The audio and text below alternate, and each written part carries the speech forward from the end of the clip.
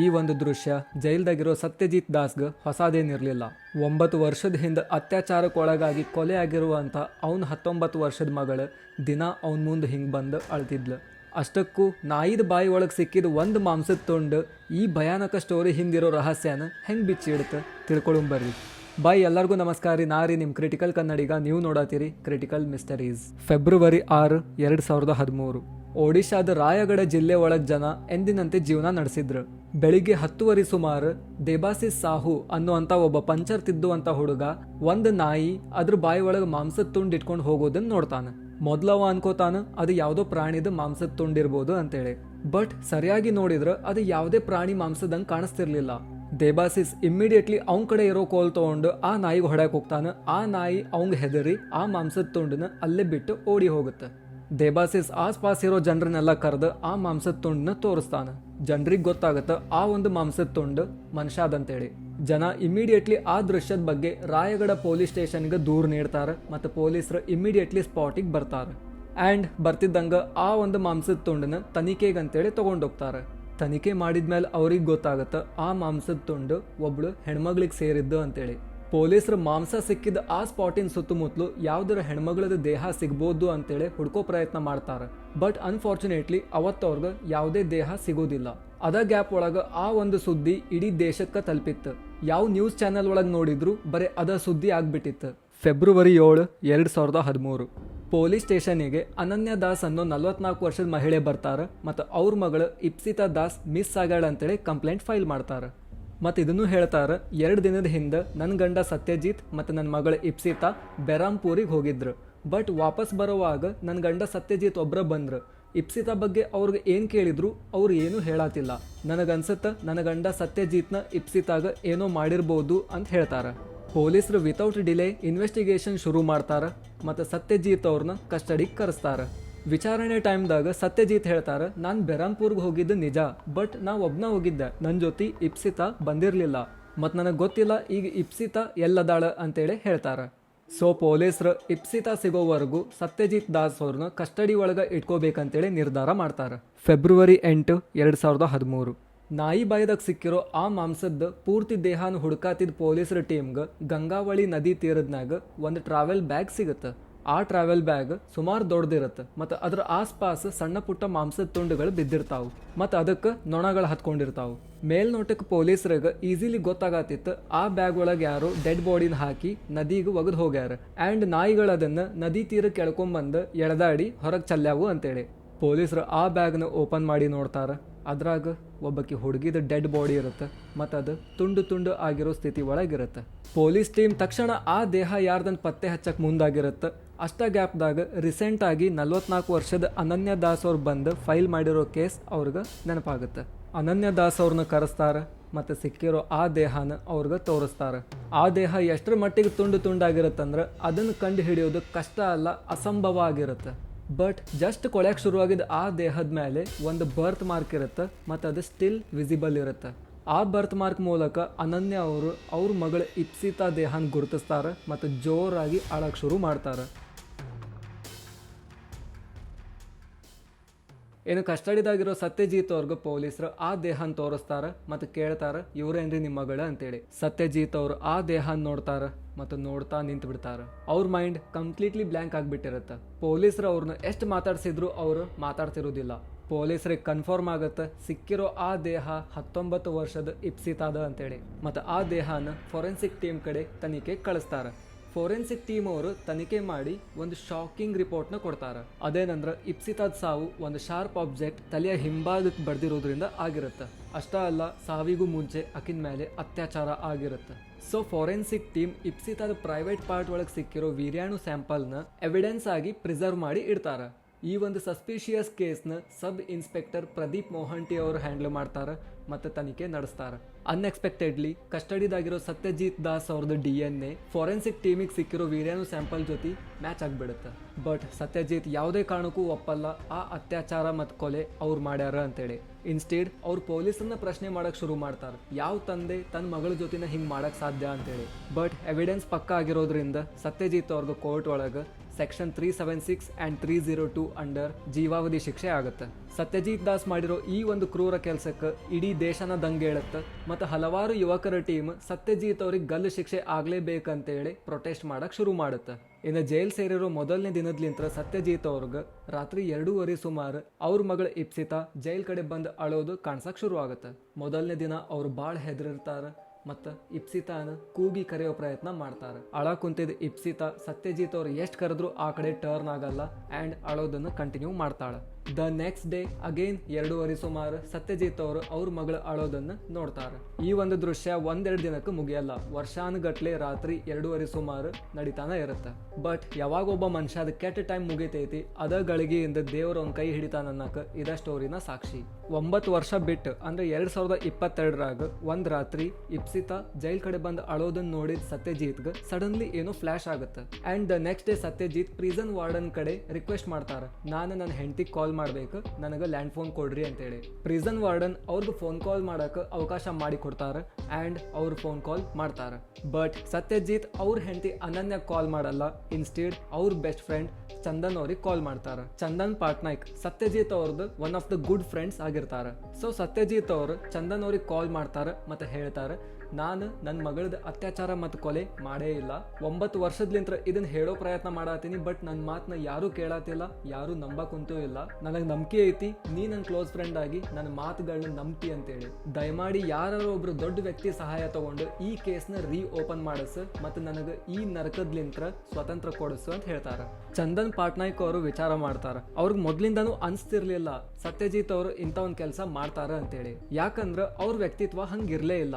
ಚಂದನ್ ಅವರು ಇಮಿಡಿಯೇಟ್ಲಿ ಅವ್ರಿಗೆ ಗೊತ್ತಿರೋ ಒಬ್ರು MLA ಅವ್ರದ್ದು ಇನ್ಫ್ಲೂಯೆನ್ಸ್ ಇಂದ ಈ ಕೇಸ್ನ ರೀ ಓಪನ್ ಮಾಡಿಸ್ತಾರೆ ಮತ್ತು ರೀ ಇನ್ವೆಸ್ಟಿಗೇಷನ್ಗೆ ರಿಕ್ವೆಸ್ಟ್ ಮಾಡ್ತಾರೆ. 2018ರಾಗ SI ಪ್ರದೀಪ್ ಮೊಹಂಟಿ ಅವ್ರದ್ದು ಆಸಾಮ್ದು ಗುವಾಹಟಿಗೆ ಟ್ರಾನ್ಸ್ಫರ್ ಆಗಿರುತ್ತೆ. ಹಾಗಾಗಿ ಸಬ್ ಇನ್ಸ್ಪೆಕ್ಟರ್ ಪೋಸ್ಟ್ಗೆ ಬೇರೆಯವ್ರು ಬಂದಿರ್ತಾರೆ. ಸೊ ರೀ ಇನ್ವೆಸ್ಟಿಗೇಷನ್ ಶುರು ಆಗುತ್ತೆ. ರೀ ಇನ್ವೆಸ್ಟಿಗೇಷನ್ ಟೈಮ್ದಾಗ ಸತ್ಯಜಿತ್ ಅವ್ರದ್ದು DNA ಪ್ರಿಸರ್ವ್ ಮಾಡಿ ಇಟ್ಟಿರೋ ಎವಿಡೆನ್ಸ್ ಜೊತೆ ಮ್ಯಾಚ್ ಮಾಡ್ತಾರೆ.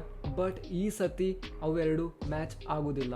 ವೇಟ್, 9 ವರ್ಷದ ಹಿಂದೆ ಅದ ವೀರ್ಯಾಣು ಸ್ಯಾಂಪಲ್ ಸತ್ಯಜಿತ್ ಅವ್ರ DNA ಜೊತೆ ಮ್ಯಾಚ್ ಆಗಿತ್ತು, ಬಟ್ ಈಗ ಯಾಕೆ ಆಗತ್ತಿಲ್ಲ? ಹಂಗಂದ್ರೆ ಈ ಕೇಸ್ ಒಳಗೆ ಎಲ್ಲೋ ಏನೋ ಮಿಸ್ ಆಗೈತಿ ಅಂತೇಳಿ ರೀ ಇನ್ವೆಸ್ಟಿಗೇಷನ್ ಮಾಡತ್ತಿದ್ದ ಪೊಲೀಸರಿಗೆ ಗೊತ್ತಾಗುತ್ತೆ. ಪೊಲೀಸರ ಟೀಮ್ ಅಗೇನ್ ಫಾರೆನ್ಸಿಕ್ ಲ್ಯಾಬ್ ಹೋಗ್ತಾರೆ. ಇಪ್ಸಿತಾ ರಿಲೇಟೆಡ್ ಎವಿಡೆನ್ಸ್ ಇಟ್ಟಿರೋ ಜಾಗದಾಗ ಇನ್ನೊಮ್ಮೆ ಸರ್ಚ್ ಮಾಡ್ತಾರೆ. ಸರ್ಚ್ ಮಾಡೋ ಟೈಮ್ದಾಗ ಅವ್ರಿಗೆ ಇನ್ನೊಂದು ಪ್ರಿಸರ್ವ್ ಮಾಡಿ ಇಟ್ಟಿದ್ದು ವೀರ್ಯಾಣು ಸ್ಯಾಂಪಲ್ ಸಿಗುತ್ತೆ ಮತ್ತು ಆ ವೀರ್ಯಾಣು ಸ್ಯಾಂಪಲ್ ಸತ್ಯಜಿತ್ ಅವ್ರ DNA ಜೊತೆ ಮ್ಯಾಚ್ ಆಗುತ್ತೆ. ಪೊಲೀಸರಿಗೆ ಈ ಒಂದು ಕೇಸ್ ಅತಿ ದೊಡ್ಡ ತಲೆನೋವು ಆಗುತ್ತೆ ಅಂಡ್ ಅವರು ಫಾರೆನ್ಸಿಕ್ ಲ್ಯಾಬ್ ರಿಪೋರ್ಟ್ಸ್ 2013 ಪೂರ್ತಿ ಹಿಸ್ಟ್ರಿ ತೆಗೆದಿಡ್ತಾರೆ ಅಂಡ್ ಆ ರಿಪೋರ್ಟ್ಸ್ ಪ್ರಕಾರ ಒಂದು ಶಾಕಿಂಗ್ ಸತ್ಯ ಹೊರಗೆ ಬರುತ್ತೆ. ಅದೇನಂದ್ರ ಇಪ್ಸಿತಾ ದಾಸ್ದ ಪ್ರೈವೇಟ್ ಪಾರ್ಟ್ ಒಳಗೆ ಸಿಕ್ಕಿರೋ ವೀರ್ಯಾಣು ಸ್ಯಾಂಪಲ್ ಸತ್ಯಜಿತ್ ಅವ್ರದ್ದು ಅಲ್ಲವೇ ಅಲ್ಲ.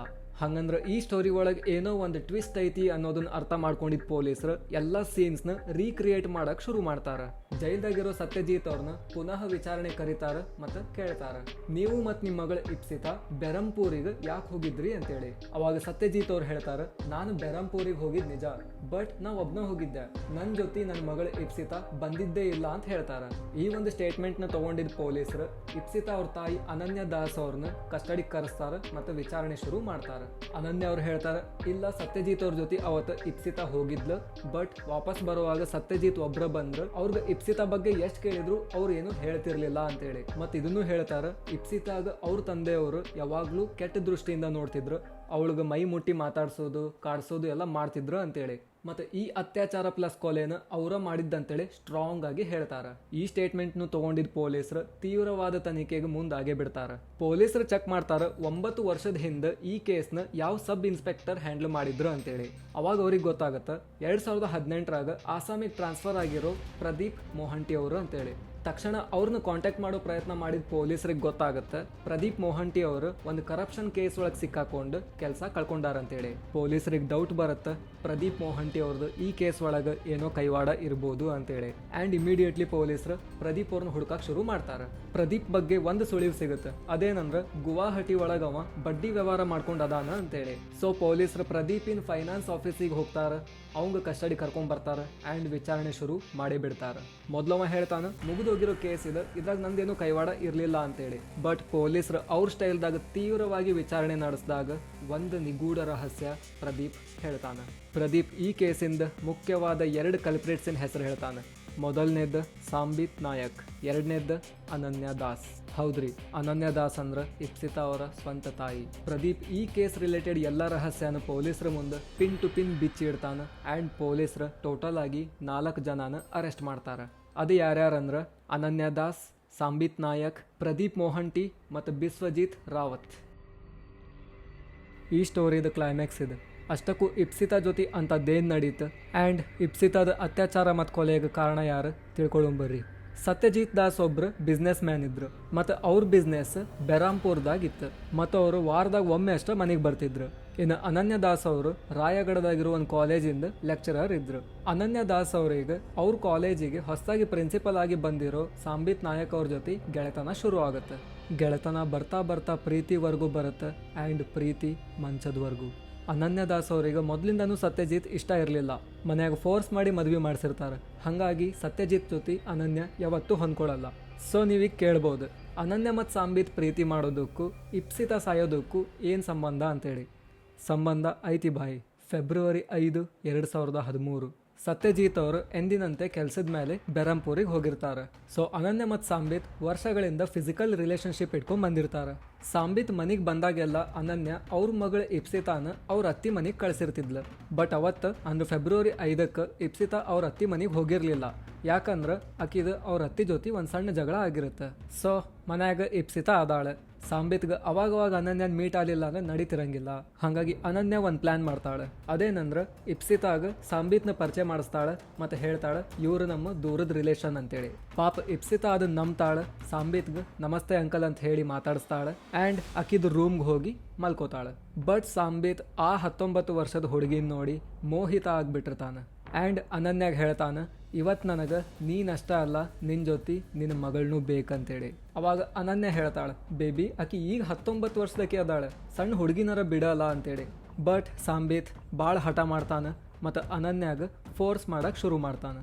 ರಾತ್ರಿ 10:30 ಸುಮಾರು ಅನನ್ಯ ಇಪ್ಸಿತಾದ ರೂಮ್ ಕಡೆ ಹೋಗ್ತಾಳೆ ಮತ್ತು ರೂಮ್ದು ಡೋರ್ ನಾಕ್ ಮಾಡ್ತಾಳೆ. ಇಪ್ಸಿತಾ ಡೋರ್ ಓಪನ್ ಮಾಡ್ತಾಳೆ ಮತ್ತು ಕೇಳ್ತಾಳೆ ಏನಮ್ಮ ಅಂತೇಳಿ. ಅವಾಗ ಅನನ್ಯ ಹೇಳ್ತಾಳೆ, ಸಾಂಬಿತ್ ಅಂಕಲ್ ಹೇಳತ್ತಾರ ಇವತ್ತು ನೀನು ಅವ್ರ ಜೊತೆ ಮಲ್ಕೋಬೇಕಂತೇಳಿ. ಆ ಮೂಮೆಂಟಿಗೆ ಇಪ್ಸಿತಾಗ ಕಂಪ್ಲೀಟ್ಲಿ ಶಾಕ್ ಆಗುತ್ತೆ.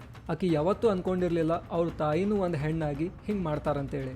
ಇಪ್ಸಿತಾ ಅವ್ರ ತಾಯಿ ಅನನ್ಯಾಗ ಹೇಳ್ತಾಳೆ, ಅಮ್ಮ ನಿಂಗೆ ಬುದ್ಧಿ ಐತಾ ಇಲ್ಲ, ನೀನು ಒಂದು ತಾಯಿಯಾಗಿ ಒಂದು ಹೆಣ್ಮಗುಗೆ ಹಿಂಗೆ ಕೇಳ್ತಿ, ಮೊದಲು ಆ ಅಂಕಲ್ನ ಮನೆಯಿಂದ ಹೊರಗೆ ಕಳಿಸು ಅಂತೇಳಿ ರೂಮ್ದು ಡೋರ್ನ ಹಾಕೋ ಪ್ರಯತ್ನ ಮಾಡ್ತಾಳೆ. ಅವಾಗ ಅನನ್ಯ ಇಪ್ಸಿತಾದ ಕೈನ ಗಟ್ಟಿಯಾಗಿ ಹಿಡ್ಕೊಂಡು ಫೋರ್ಸ್ ಮಾಡಕ್ಕೆ ಶುರು ಮಾಡ್ತಾಳೆ. ಇಪ್ಸಿತಾ ಯಾವುದೇ ಕಾರಣಕ್ಕೂ ಒಪ್ಪಂಗಿಲ್ಲ ಆ ಅಂಕಲ್ ಜೊತೆ ಮಲ್ಕೊಳ್ಳಾಕ.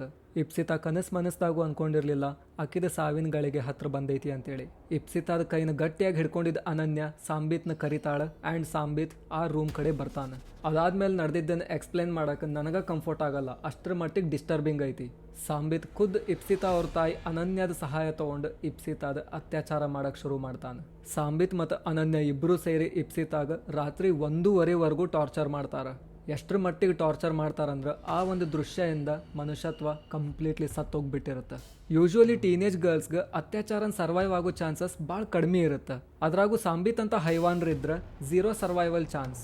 ಬಟ್ ಇಪ್ಸಿತಾದ ಗಟ್ಟಿ ಜೀವ ಅನ್ಬೇಕು. ಆಕಿನ ಮೇಲೆ ಬ್ರೂಟಲ್ ಅತ್ಯಾಚಾರ ಆಗಿದ್ರು ಅರ್ಧ ಜೀವ ಆಗಿ ಉಳ್ಕೊಂಡ್ಬಿಡ್ತಾಳೆ. ಅವತ್ತು ರಾತ್ರಿ 1:40 ಸುಮಾರು ಸಾಂಬಿತ್ ಅನನ್ಯಾಗ ಹೇಳ್ತಾನೆ, ಈಕಿ ಏನಾರ ಉಳಿದ್ಲಂದ್ರೆ ನಿನ್ನ ಬಗ್ಗೆ ಮತ್ತು ಇವತ್ತು ನಡೆದಿದ್ರ ಬಗ್ಗೆ ನಿನ್ನ ಗಂಡನ ಮುಂದೆ ಹೇಳೋ ಸಾಧ್ಯತೆ ಇರುತ್ತೆ. ಸೊ ಈಕಿನ ಇಲ್ಲೇ ಮುಗಿಸ್ಬಿಡೋದು ಚಲೋ ಅಂತೇಳಿ ಹೇಳ್ತಾನೆ. ಅನನ್ಯಾಗ ತನ್ನ ಗಂಡ ಸತ್ಯಜಿತ್ನು ಇಷ್ಟ ಇರಲಿಲ್ಲ ಮತ್ತು ಅವಂಗ ಹುಟ್ಟಿದ್ದ ಆ ಇಪ್ಸಿತಾನು ಇಷ್ಟ ಇರಲಿಲ್ಲ. ಹಾಗಾಗಿ ಆಕಿ ಒಪ್ಕೋತಾಳೆ ಇಪ್ಸಿತಾನ ಸಾಯ್ಸಾಕ. ಅನನ್ಯ ಸ್ಟೋರ್ ರೂಮ್ಗೆ ಹೋಗ್ತಾಳೆ ಮತ್ತು ಒಂದು ದೊಡ್ಡ ಸೈಜಿನ ಕೊಡ್ಲಿ ತೊಗೊಂಡು ಬರ್ತಾಳೆ.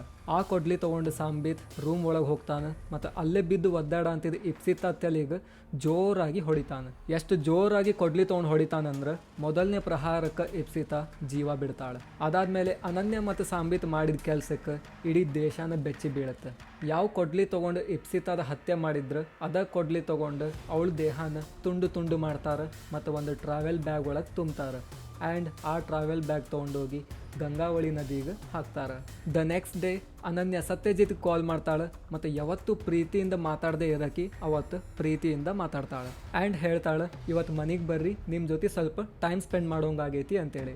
ಅನನ್ಯದ ಮಾತು ಕೇಳಿದ ಸತ್ಯಜಿತ್ಗೆ ಖುಷಿನೂ ಆಗುತ್ತೆ ಮತ್ತು ಸರ್ಪ್ರೈಸ್ನೂ ಫೀಲ್ ಆಗುತ್ತೆ ಆ್ಯಂಡ್ ತಕ್ಷಣ ಅವರು ಮನೆ ಕಡೆ ಹೊರಡ್ತಾರೆ.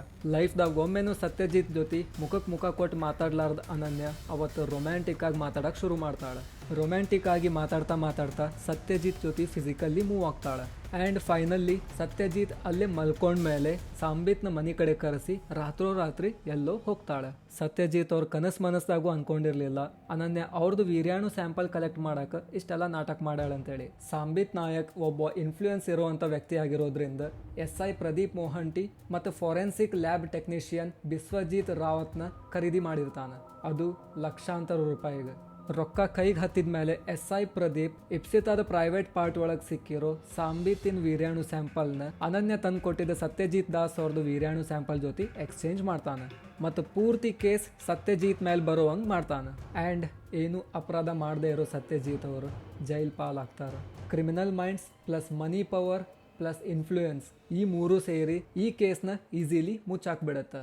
ಸೊ 9 ವರ್ಷಗಳಿಂದ ಸತ್ಯಜಿತ್ ಅವರು ಆ ಜೈಲ್ ಕಡೆ ನೋಡಿದ್ದ ಇಪ್ಸಿತಾ ದೆವ್ವ ಅಲ್ಲ, ಅವ್ರ ಸಬ್ ಕಾನ್ಶಿಯಸ್ ಮೈಂಡ್ ಮತ್ತು ಇಪ್ಸಿತಾ ಮೇಲಿರೋ ಪ್ರೀತಿ ಅವ್ರಿಗೆ ಆ ರೀತಿ ಕಾಡ್ತಿರುತ್ತೆ. ಆ್ಯಂಡ್ ಫೈನಲ್ ಆಗಿ ಅದ ಒಂದು ಭ್ರಮೆನ ಈ ಕೇಸ್ನ ಓಪನ್ ಮಾಡುವಂಗ ಅವ್ರಿಗೆ ಪ್ರೇರಣೆ ಮಾಡುತ್ತೆ. ಸೊ ಎಲ್ಲ ಮುಚ್ಚಿಟ್ಟ ಸತ್ಯ ಹೊರಗೆ ಬಂದ ಮೇಲೆ ಸತ್ಯಜಿತ್ ಅವ್ರು ರಿಲೀಸ್ ಆಗ್ತಾರೆ ಮತ್ತು ಆ 4 ಜನಕ್ಕೆ ಜೀವಾವಧಿ ಶಿಕ್ಷೆ ಆಗುತ್ತೆ. ಲಾಸ್ಟ್ಲಿ ಸತ್ಯಜಿತ್ ಮತ್ತು ಅವ್ರ ಪ್ರೀತಿಯ ಮಗಳ ನೆನಪಷ್ಟ ಉಳ್ಕೋತೈತಿ. ಈ ಒಂದು ಸ್ಟೋರಿ ಒಳಗೆ ಇಪ್ಸಿತಾ ದಾಸ್ ಮತ್ತು ಸತ್ಯಜಿತ್ ದಾಸ್ ಅವರು ಟೋಟಲಿ ಇನ್ನೋಸೆಂಟ್ ಇರ್ತಾರೆ. ಸ್ಟಿಲ್ ಅವ್ರು ಮಾಡದೇ ಇರೋ ತಪ್ಪಿಗೆ ಶಿಕ್ಷೆ ಅನುಭವಿಸ್ತಾರೆ. ಈ ಸ್ಟೋರಿ ನಿಮಗೆ ಇಷ್ಟ ಆಯಿತೋ ಇಲ್ಲೋ ಅಂತೇಳಿ ಕಮೆಂಟ್ ಮೂಲಕ ನನಗೆ ತಿಳಿಸ್ರಿ. ಆ್ಯಂಡ್ ನೆಕ್ಸ್ಟ್ ವೀಕ್ ಇಂಥದ್ದು ಇನ್ನೊಂದು ಮಿಸ್ಟೀರಿಯಸ್ ಸ್ಟೋರಿ ತೊಗೊಂಡು ಬರ್ತೀನಿ. ಇದ ನೋಡ್ರಿ ಬಾಯ್ ಇವತ್ತಿನ ವಿಡಿಯೋ. ಇಷ್ಟ ಆಗಿದ್ರೆ ಲೈಕ್ ಮಾಡಿರಿ, ಶೇರ್ ಮಾಡಿರಿ, ಸಬ್ಸ್ಕ್ರೈಬ್ ಮಾಡಿರಿ. Thank you so much. Love you all. Bye.